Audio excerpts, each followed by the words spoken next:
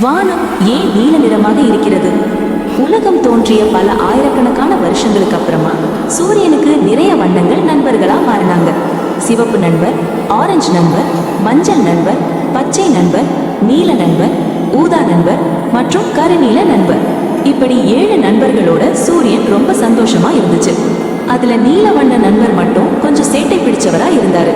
அவருக்கு நான் தான் உலகத்திலேயே அழகான நிறம்னு ஒரு நினைப்பு இருந்துச்சு. அதனாலேயே எல்லா வண்ண நண்பர்கள் கிட்டையும் வம்பு இழுத்துக்கிட்டே இருப்பாரு. பூமியோட வளிமண்டலத்துல இருந்த காற்று துகள்களை ஒரு நாள் நீல நண்பர் சந்திச்சாரு. அப்பதான் தான் தான் இந்த உலகத்திலேயே அழகான வண்ணம் அப்படின்னு தன்னோட அழகு பத்தி தம்பட்டம் அடிச்சிச்சு நீல நிறம். அதோட பேச்சு சுத்தமா பிடிக்காததுனால மற்ற நிறங்களோட மட்டும் நண்பனா மாறி சந்தோஷமா இருந்துச்சு காற்று துகள்கள்.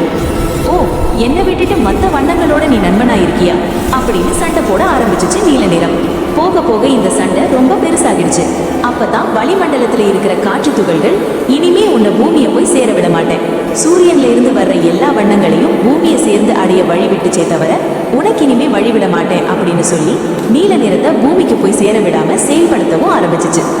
அப்பதான் சூரிய கதிர்கள்ல வெளிவந்த எல்லா வண்ணங்களும் சுலபமா பூமியை போய் சேர்ந்துச்சுங்க. ஆனா திமிர் பிடித்த நீல நிறம் மட்டும் பூமிக்கு போய் அடையாம வளிமண்டலத்துல இருக்கிற காற்று துகள்கள்ல மோதி பிரதிபலிக்க ஆரம்பிச்சிச்சு. அப்பதான் பூமியிலிருந்து பார்க்கிற எல்லாருக்கும் வானம் நீல நிற வண்ணமா தெரிய ஆரம்பிச்சிச்சு.